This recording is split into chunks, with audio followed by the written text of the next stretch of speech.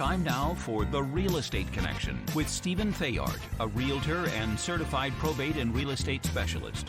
Whether you're a first-time homebuyer or a seasoned investor looking to downsize, move up, or refinance, this program is for you. Our house in the middle of our street. From probate sales to landscape design to home repairs and maintenance, this is your weekly look into all things real estate. Now your host for The Real Estate Connection, Stephen Theard.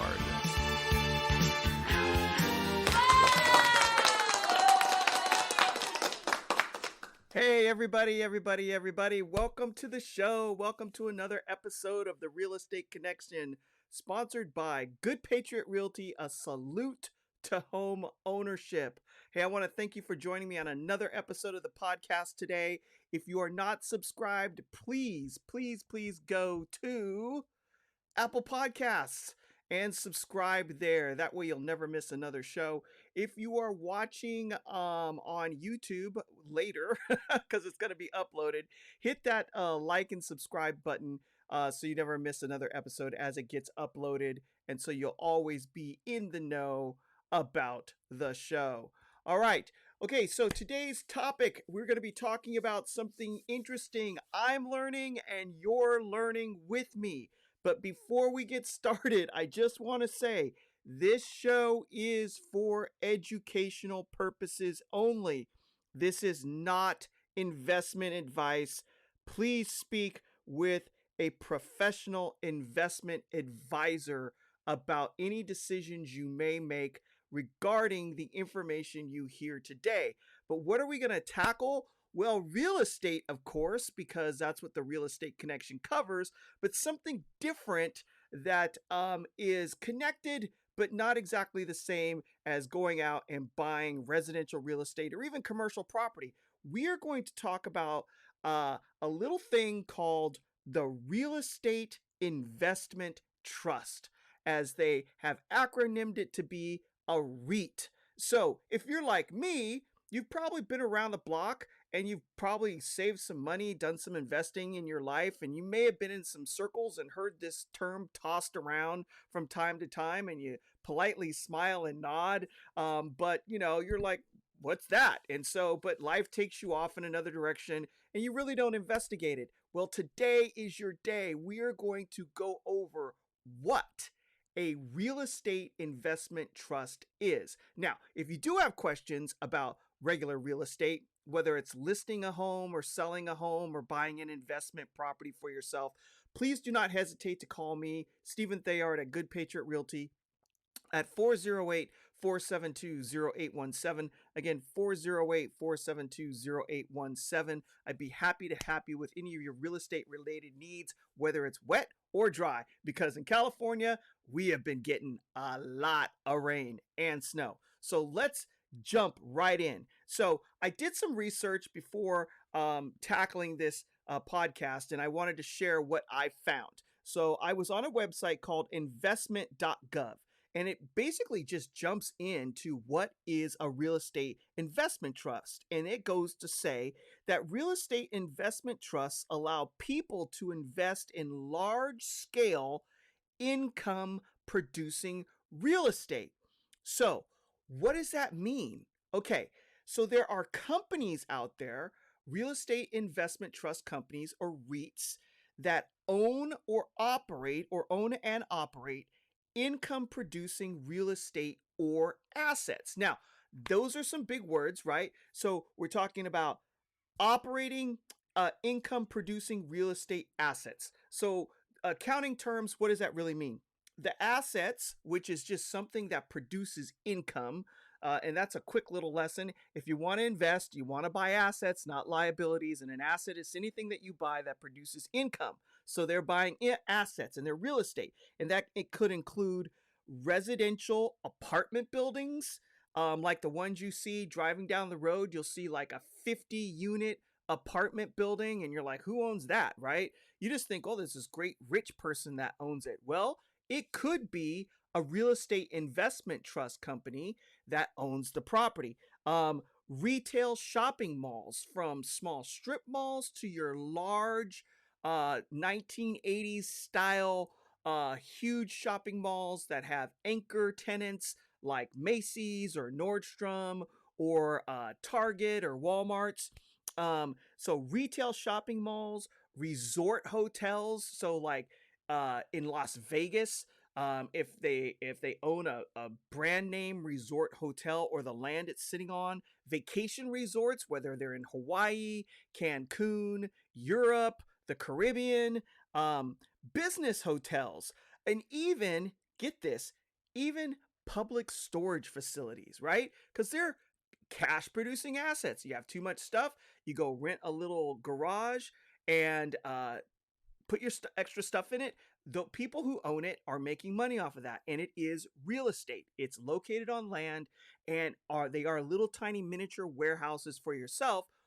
Also, REITs own big warehouses. And on top of that, some of them also diversify into, which means have extra investments in mortgages. So they'll buy loans that are producing income. So now the question is, you're going to say, okay, so that's interesting. Companies that own and operate real estate related assets that produce income. How does that affect me? Why would I want to know about a REIT? Well, REITs are good for individual investors because a REIT will allow an individual to invest in an income producing real estate project without having to buy the property yourself. So think of it as you're buying shares of a company like a stock, but instead you're buying shares of a real estate investment trust or company that is buying these properties. And so they're taking in the money as you're buying little pieces, right?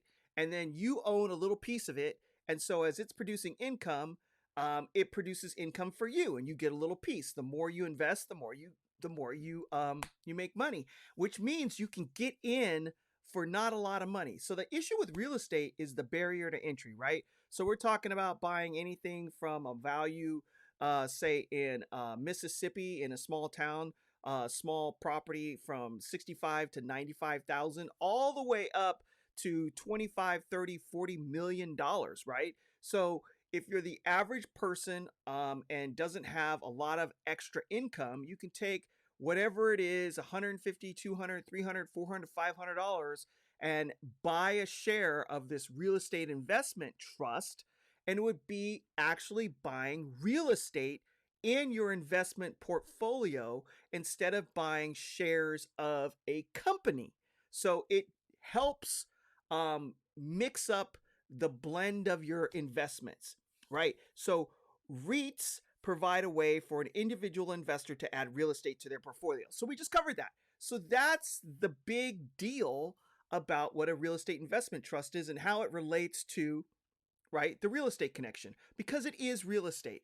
It's just you're buying a sliver of it instead of the whole project, which allows you access into bigger investments. Now, what are the different types of real estate investment trusts or REITs?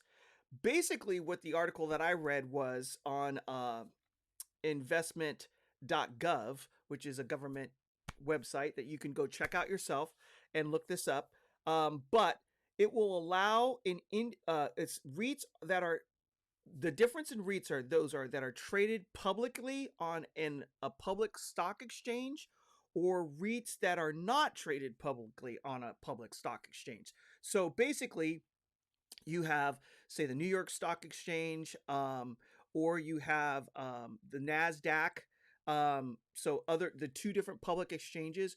Well, there are real estate investment trusts that are on those exchanges where you can buy directly pieces of or shares of those trusts on a public exchange. And then there are also real estate investment trusts that are not on public exchanges that you can buy as well. All right. So the article goes into risk because every investment comes with risk, right? And so we're just going to cover, like, from 30,000 feet what the risks are. And basically, what it was saying is that most of the risk revolves around uh, purchasing a REIT that is not traded on a public stock exchange. All right. And so we're going to dive into that. So when you're traded on a public stock exchange, there's a lot of rules and regulations that the companies have to adhere to, and there's a lot of people watching what they're doing to protect the public. So anytime that you're buying something that's on a public stock exchange, you inherently have less risk. Now, does that mean that the company can't go under or can't go bankrupt? No. Does it mean that the the um, the financial markets or even the economy can affect a business? No, it means there's still risk, but we're talking about, people kind of disappearing with your money and never showing back up again, things like that. And that's where you're going to have more security in dealing with a REIT that's traded publicly. Now, on a non-public exchange, what are the risk factors that you have to be aware of? Well, one, on a non publicly traded REIT, it's hard to sell quickly out of one of those and get your money out of it for various reasons. Um, because it's not on the open market, um, it's hard. There's some rules that they're not adhering to that you aren't able to get your money out quickly. So I'm just going to read to you what it says. So non-traded REITs are illiquid investments. They generally cannot be sold readily on the open market. If you need to sell an asset to raise money quickly, you may not be able to do so with shares of a non-traded REIT. And that's a direct quote from, I'm sorry I'm stumbling with you guys today, but my notes are a little all over the place. How about a hard reset? All right, that is coming directly from investment.gov in relation to REITs and their explanation thereof. So, what is the other risk of dealing with a non-publicly traded REIT? It's hard to know the share value. Okay, so in regards to that, um, share value transparency is delayed by how non-publicly traded REITs are run and operated. And there can be an 18-month delay in knowing exactly what the value is based on how they operate these non-publicly traded REITs. Now, when you're dealing with a publicly traded REIT, you can go to the exchange, the public exchange, and you can see the value of the share anytime you want, right? It's right there out in the public, and you can go check on it. So non-publicly traded REITs have an issue with delaying how much and letting you know how much it's actually worth in the value. And you're probably asking yourself, well, with these issues, Stephen, why would anyone deal with a non-publicly traded REIT? Well, because there's more risk, there's a higher reward factor. It can pay out higher amounts of money for the risk that you're taking with dealing with something that's not regulated as much as a publicly traded REIT. All right. Also, for dividend payouts, which basically a dividend is, these real estate investment companies, they go and invest into these real estate projects, and all the money that's made from the profit is then distributed out to shareholders, okay, after expenses and all that kind of stuff. So we're talking about profits or gains. It's distributed out to shareholders, and that is what's called a dividend. The profit is then divvied up to all the different shareholders based on how many shares you hold, and you make money that way off the dividend.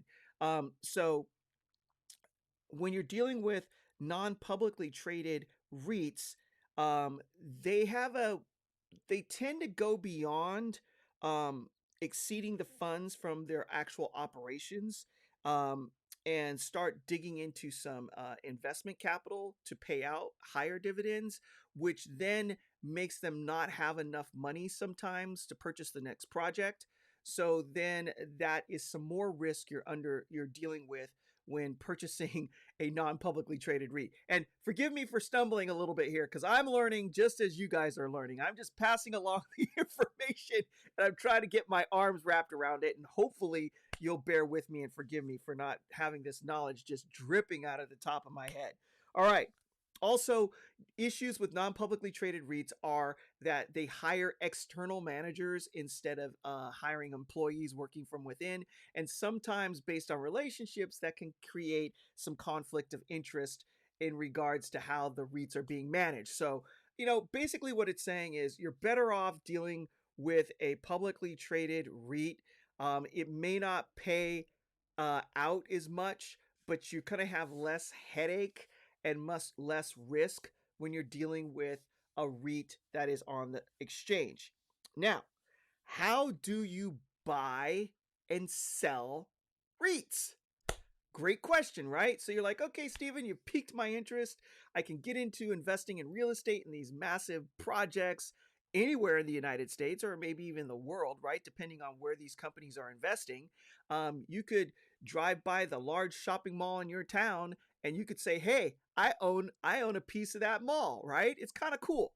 So how do I get in? Well, brokers, just like in residential real estate, you go through a broker.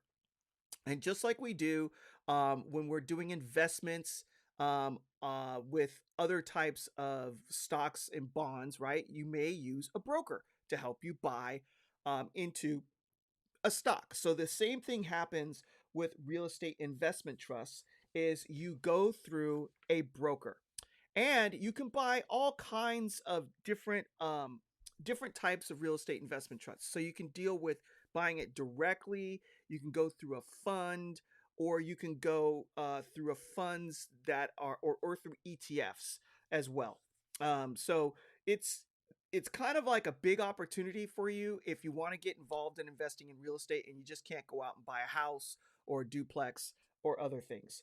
All right. So how are the profits or dividends taxed when you receive them, right? So the article says that most REITs pay 100% of their taxable income to their shareholders. And so then the shareholders are responsible for paying taxes. They usually fall within the category of capital gains. And again, I am not a CPA, so do not take this as tax advice. Please, please, please contact your tax professional. But basically, the article is saying that they're taxed as capital gains.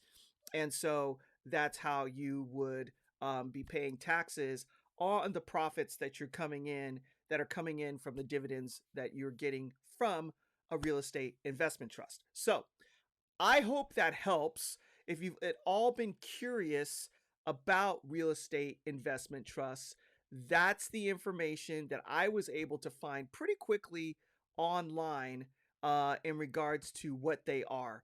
And if you go to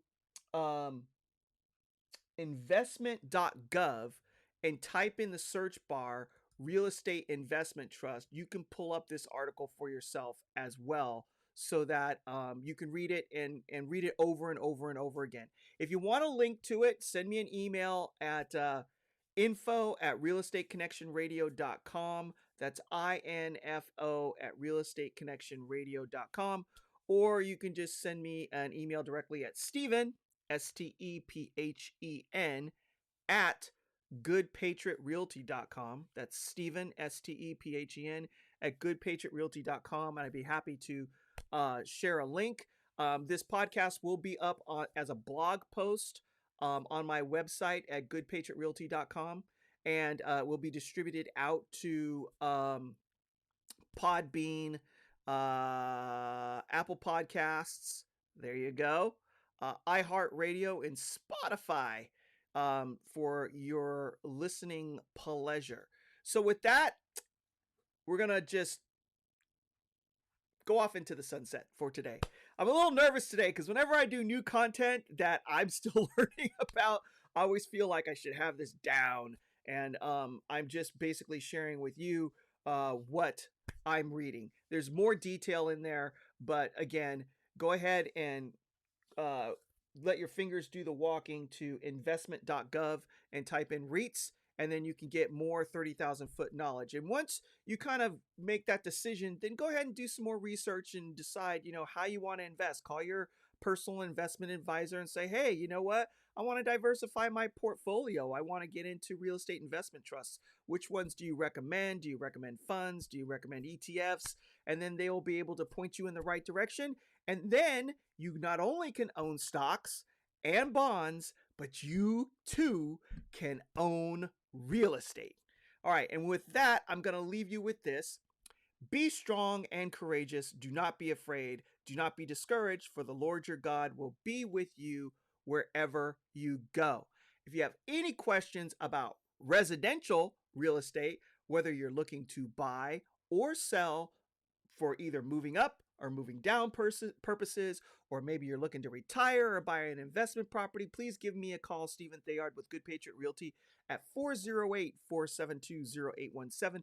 Again, 408-472-0817. And please make any comments that you'd like, and even suggestions that you'd like to see, like to hear on the podcast in the future, topics that you would like to see covered. I would be happy to entertain that and do that for you, because I'm here to serve.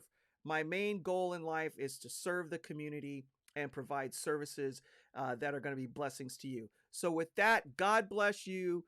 God bless the United States of America. Stay dry and out of the storms if you're in California. And what a blessing that we have for this weather. And we'll see you the next time on the Real Estate Connection, sponsored by Good Patriot Realty, a salute to home ownership. This has been The Real Estate Connection with Realtor and Certified Probate and Real Estate Specialist Stephen Theard. Licensed Cal BRE number 0170019. For more information on this program, visit realestateconnectionradio.com. To contact Stephen directly, call 408-472-0817 or email info@realestateconnectionradio.com. And be sure to tune in next week at this time for The Real Estate Connection.